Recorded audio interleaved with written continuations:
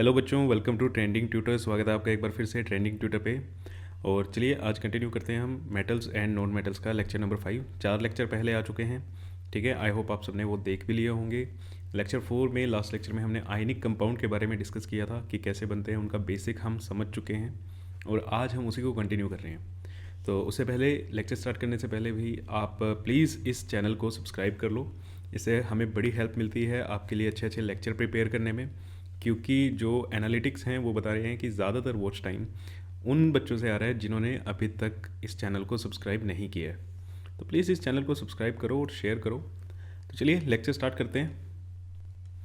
Electron dot structure.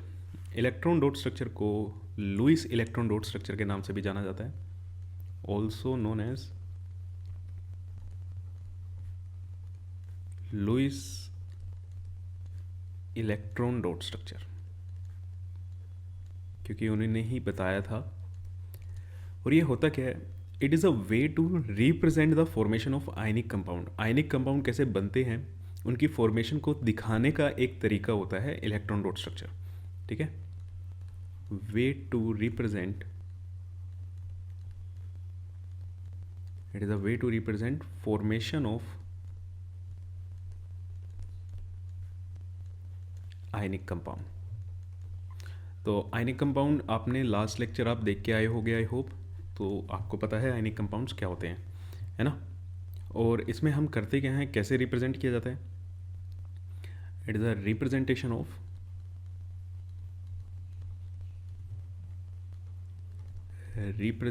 Of valence electron, representation of valence electron with the help of dot, with the help of dot. Dot लगा दो भाई ऐसे तुम, ठीक है, और क्रॉस, या क्रॉस लगा सकते हो, ऐसे करके क्रॉस लगा दो, कोई दिक्कत नहीं है, ठीक है। अब वैलेंस इलेक्ट्रॉन क्या होते हैं ये आई होप आपको पता होंगे। वैलेंस शेल के अंदर जो इलेक्ट्रॉन होते हैं वो वैलेंस इलेक्ट्रॉन होते हैं। वैलेंस शेल क्या होते हैं? आउटर मोस्ट शेल को वैलेंस शेल बोलते हैं, ठीक है। अगर और ज़्यादा समझना है तो लास्ट लेक्चर आप दोबारा से देख सकते हो। लुईस डॉट स्ट्रक्चर अब बनाते कैसे हैं? लुईस डॉट स्ट्रक्चर अब बनाते कैसे हैं? देखो, जैसे सोडियम है, सोडियम की अगर हम बात करें, सोडियम का एटॉमिक नंबर क्या है? 11। इसकी अगर हम कन्फिग्रेशन लिखें तो क्या लिखी जाएगी? 281, ठीक है। अब ये क्या है इसके? Valence electron. ये क्या है? Valence electron. और हम रिप्रेजेंट कैसे करते हैं इसका? अगर हमें लुईस डॉट स्ट्रक्चर बनाना है तो कैसे करेंगे? सिंबल लिखो आप, सोडियम का सिंबल लिखा, जितने आपके वैलेंस इलेक्ट्रॉन हैं उतने आप या तो डॉट लगा दो या क्रॉस लगा दो, ठीक है। जैसे कितने वैलेंस इलेक्ट्रॉन है? एक वैलेंस इलेक्ट्रॉन है तो एक क्या कर दिया आपने? डॉट लगा दिया। ये सोडियम का क्या बन गया? लुईस डॉट स्ट्रक्चर बन गया। डॉट लगाना है डॉट लगाओ, क्रॉस लगाना है बेटा क्रॉस लगाओ, उससे भी कोई दिक्कत नहीं होगी, ठीक है। या ऐसे लगा दो आप। ये अब क्या बन गया? सोडियम का लुईस डॉट स्ट्रक्चर बन गया। मैग्नीशियम की बना के देखो, आप अपने आप बना के देखो, ठीक है। मैग्नीशियम, मैग्नीशियम का एटॉमिक नंबर 12। कन्फिग्रेशन लिखो इसकी 282। ये क्या हो गए? Valence electron. ये क्या हो गए? Valence electron. रिमेंबर, हमें वैलेंस इलेक्ट्रॉन बताने होते हैं, हमें वैलेंसी नहीं बतानी होती, ठीक है। वैलेंस इलेक्ट्रॉन हमें शो करने होते हैं। तो मैग्नीशियम का क्या बनेगा? मैग्नीशियम, और 2 वैलेंस इलेक्ट्रॉन दिखाने तो 2 डॉट लग जाएंगे। एक डॉट एक इलेक्ट्रॉन को रिप्रेजेंट करता है, ठीक है। एक डॉट एक इलेक्ट्रॉन को रिप्रेजेंट करता है। क्लोरीन है, क्लोरीन का 17 है एटॉमिक नंबर। लास्ट लेक्चर में भी मैंने बोला था कि आपको 1 से 20 तक एटॉमिक नंबर याद होने चाहिए, और आई होप आपको याद भी होंगे। 287। तो ये क्या हो गया इसके? Valence electron. तो वैलेंस इलेक्ट्रॉन दिखा दो। क्लोरीन, क्लोरीन पे 7 वैलेंस इलेक्ट्रॉन दिखाने, 1 2 3 4 5 6 और एक 7, ठीक है। तो ये क्लोरीन का क्या बन गया? इलेक्ट्रॉन डॉट स्ट्रक्चर बन गया। क्लियर है? अब जैसे हमने लास्ट क्लास में बात की थी, क्लोरीन ने एक एटम गेन कर लिया, एक इलेक्ट्रॉन गेन कर लिया। अब जैसे ही एक इलेक्ट्रॉन गेन करेगा तो ये क्या बन जाएगा? क्लोरीन का एनायन बन जाएगा, नेगेटिव आयन इस पर आ जाएगा। इसकी कन्फिग्रेशन क्या थी? 287, यहाँ पे क्या हो जाएगी 288। अब ये तो आपने यहाँ पे बना दिया। अब इस आयन को जब भी हम रिप्रेजेंट करते हैं तो वो कैसे किया जाता है, देखो सिंपल क्लोरीन। अब इसके पास कितने हैं, ये इसके वैलेंस इलेक्ट्रॉन हो गए, 8 इसके वैलेंस इलेक्ट्रॉन हैं, तो 8 आप बनाओगे। मान लो 1 2 3 4 5 6 7, और एक मैं अलग कलर से बनाऊं, वैसे आपको नहीं बनाना है, आप 8 के 8 बनाओ, ये सिर्फ ये दिखाने के लिए कि इसने गेन किया है। ठीक है, एक इलेक्ट्रॉन क्या किया, गेन किया है। अब जितना चार्ज होता है इसको स्क्वायर ब्रैकेट्स में डालो और उस पर चार्ज लगा दो। ठीक है, तो इस तरीके से हम एनायन या कैटायन को आप शो कर सकते हो, उस पर स्क्वायर ब्रैकेट करके उसको आपका चार्ज लिखना है। ठीक है, आपको उसका चार्ज लिखना है, कितना टोटल उसके ऊपर चार्ज है। ओके, तो चलो अब हम नेक्स्ट देखते हैं formation of sodium chloride. Sodium chloride की फॉर्मेशन को हम देखते हैं कि सोडियम क्लोराइड कैसे बनता है इलेक्ट्रॉन डॉट स्ट्रक्चर से। देखो, जब सोडियम रिएक्ट करेगा क्लोरीन के साथ, ये अपना एक आउटर मोस्ट इलेक्ट्रॉन क्लोरीन को ट्रांसफ़र करेगा, पता है ना हमें। When sodium reacts with chlorine, when sodium reacts with chlorine, it transfers one outermost electron to chlorine atom। ये क्लोरीन को क्या करेगा, एक अपना आउटर मोस्ट इलेक्ट्रॉन ट्रांसफ़र करेगा। अब सर आपको कि हमें कैसे पता चलेगा, ठीक है, ये तो लास्ट क्लास में पढ़ा था भाई, आप कन्फिग्रेशन लिख लो ना। सोडियम की कन्फिग्रेशन क्या होगी 281, क्लोरीन की कन्फिग्रेशन क्या होगी 287। इसको भी 8 करने हैं, इसको भी 8 करने हैं, तो अगर ये एक इलेक्ट्रॉन यहाँ चला जाए, ठीक है, तो इसके भी 8 कंप्लीट हो जाएंगे आउटर मोस्ट में, और इस पे भी 8 आ जाएंगे। तो ऐसे आपको पता करना है कौन कितने इलेक्ट्रॉन्स को ट्रांसफ़र करेगा। ठीक है, तो इसको रिप्रेजेंट कैसे करते हैं हम, सोडियम का ये इलेक्ट्रॉन डॉट स्ट्रक्चर बन गया प्लस क्लोरीन। अब क्लोरीन का अलग दिखाने के लिए क्रॉस लगा देते हैं।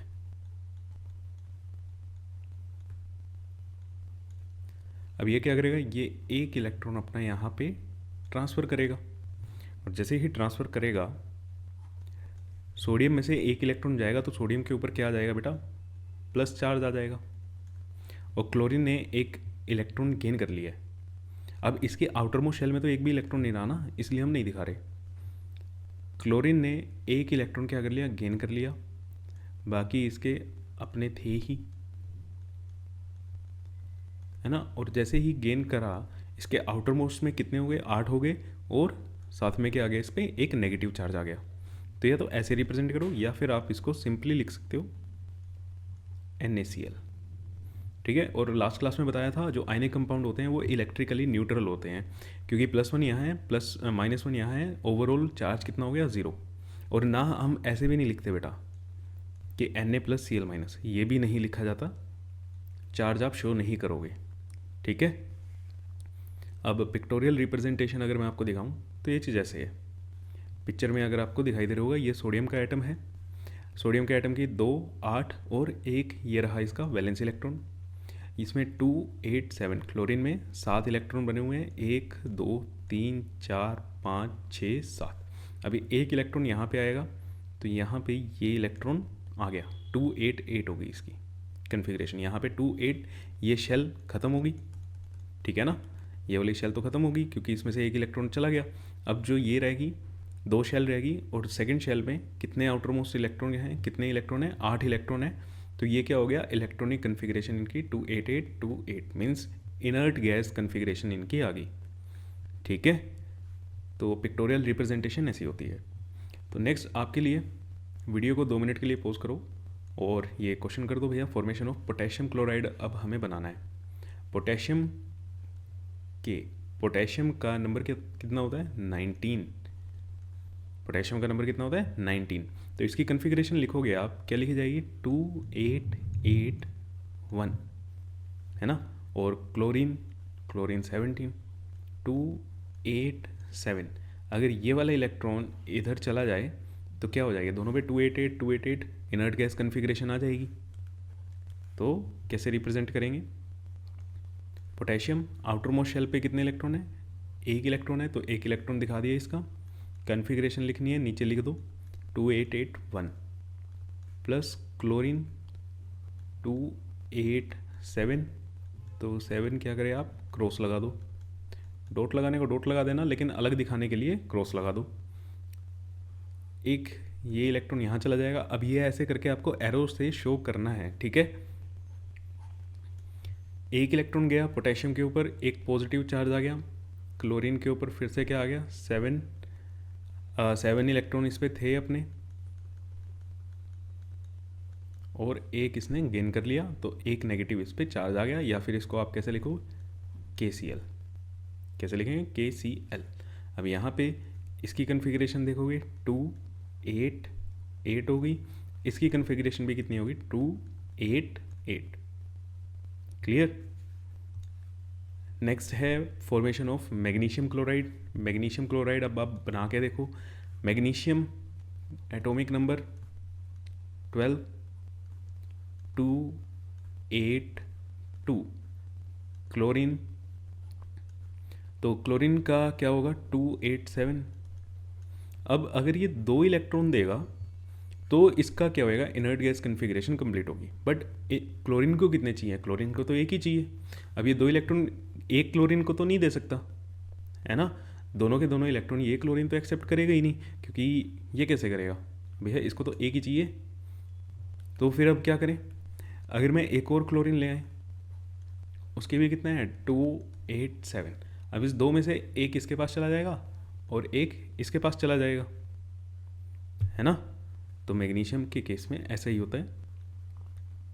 Magnesium outermost shell configuration अगर आप लिखते हो 282, तो ये 2 इलेक्ट्रॉन्स प्लस हमने क्या लिया, 2 क्लोरीन लिए, 1 2 3 4 5 6 7, सिमिलरली 1 2 3 4 5 6 7, इसके वैलेंस इलेक्ट्रॉन ना दिए, एक इस क्लोरीन को दे देंगे और एक इस क्लोरीन को दे देंगे, ठीक है। तो अब Mg ने, मैग्नीशियम ने कितने इलेक्ट्रॉन्स दिए हैं, 2 इलेक्ट्रॉन दिए हैं, तो उसके ऊपर कितना चार्ज आएगा, 2+ का चार्ज आएगा। कितना चार्ज आया, 2+ का चार्ज आया। अब इसको या तो ऐसे लिखो भैया, क्लोरीन को अलग अलग दिखा दो आप, 1 2 3 4 5 6 7 और एक इलेक्ट्रॉन गेन किया, और नीचे भी अलग दिखा दो, 1 2 3 4 5 6, ठीक है। एक तो ऐसे होता है, या फिर आप इसको ऐसे लिखो Mg2+, और कितने क्लोरीन है, अच्छा यहाँ पे इसको बंद करके इस पे क्या दिखाना है, नेगेटिव चार्ज दिखाना है, ऐसे 2 क्लोरीन है तो 2Cl, और आप ऐसे दिखा सकते हो, ठीक। और फॉर्मूला के फॉर्म में लिखोगे तो MgCl, क्लोरीन ही लिए थे, कितने लिए थे, 2, जब वो 2 दिखाएंगे तो उसके सबस्क्रिप्ट में लिखा जाता है बेटा, जितने आप क्लोरीन लोगे, जितने आप एटम लोगे जो एक्सेप्ट करेंगे, उसको आप किस में लिखोगे, सबस्क्रिप्ट में लिखोगे, ठीक है। या जितने भी डोनेशन के लिए जितने होंगे, ओके, जितने एटम डोनेट कर रहे होंगे, अगर यहाँ पे 2 Mg डोनेट कर रहे होते तो मैं यहाँ पे Mg के में भी क्या लिखता, सबस्क्रिप्ट में 2 लिखता। क्लियर। तो ये क्या बन गया फॉर्मूला, MgCl2, क्या बन गया, MgCl2। ये आपके लिए होमवर्क, मैग्नीशियम ऑक्साइड का बना के देख लेना। मैग्नीशियम का वैलेंसी आपने देख ही ली, ऑक्सीजन की भी आप इलेक्ट्रॉन डॉट स्ट्रक्चर बनाना, और जितने चाहिए उसको इलेक्ट्रॉन प्रोवाइड कराओ। तो लास्ट, आयनिक कंपाउंड की प्रॉपर्टीज़ क्या होती हैं, properties of ionic compound. Ionic compound जो होते हैं वो रूम टेम्परेचर पे अगर आप देखोगे तो वो क्या होते हैं, सॉलिड होते हैं, ब्रिटल सॉलिड होते हैं। ब्रिटल सॉलिड का मतलब क्या होता है बेटा, जैसे आपका ग्लास है, ठीक है। अब ग्लास एक आयनिक कंपाउंड नहीं है, कांच का जो आपका गिलास होता है वो, अगर आप उसको छोड़ दो ज़मीन पे, वो एक एकदम क्या हो जाएगा, टूट जाएगा, एक एकदम वो बिखर जाएगा, है ना। तो ऐसे कंपाउंड्स होते हैं आयनिक कंपाउंड, इनके आप हैमरिंग करोगे ना, इस पर हथौड़ा मारोगे तो ये एकदम शैटर हो जाएंगे, बिखर जाएंगे टुकड़ों में। क्लियर है। इन कंपाउंड्स को हम क्या कहते हैं, brittle compounds. Next ionic compound क्या होता है, इनका high melting and boiling point होता है। मेल्टिंग पॉइंट क्या होता है, मेल्ट करना किसे कहते हैं, मेल्ट करने का मतलब सॉलिड से लिक्विड में जाना, और बॉयल करने का मतलब लिक्विड से गैस में, लिक्विड स्टेट से गैस में जाना। अब इसका रीज़न क्या होता है, देखो यार, आयनिक कंपाउंड में क्या होता है, एक पॉजिटिव चार्ज होता है और एक नेगेटिव चार्ज होता है, एक कैटायन और एक एनायन मिलके ही तो क्या करते हैं, आयनिक कंपाउंड बनाते हैं। अब इनके बीच में स्ट्रॉन्ग फोर्सेस ऑफ अट्रैक्शन होते हैं। अब पॉजिटिव और नेगेटिव एक दूसरे को बहुत स्ट्रांगली होल्ड करके रखेगा, है ना, स्ट्रॉन्ग फोर्सेस ऑफ अट्रैक्शन।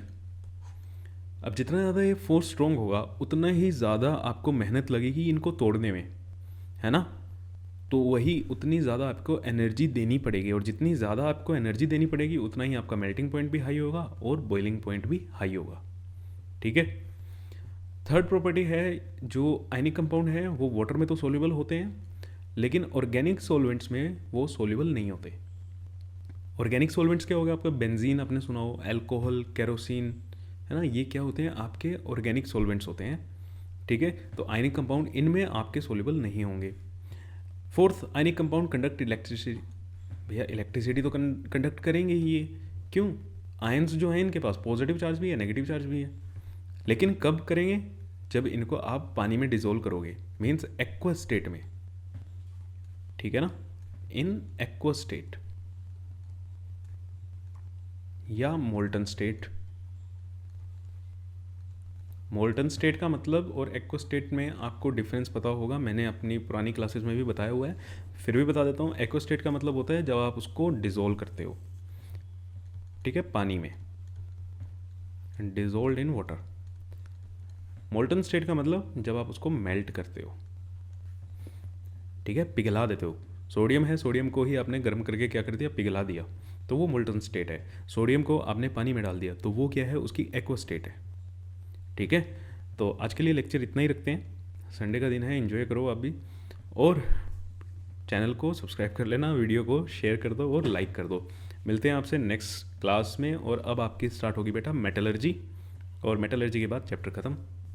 तो चलिए मिलते हैं नेक्स्ट क्लास में, थैंक यू सो मच।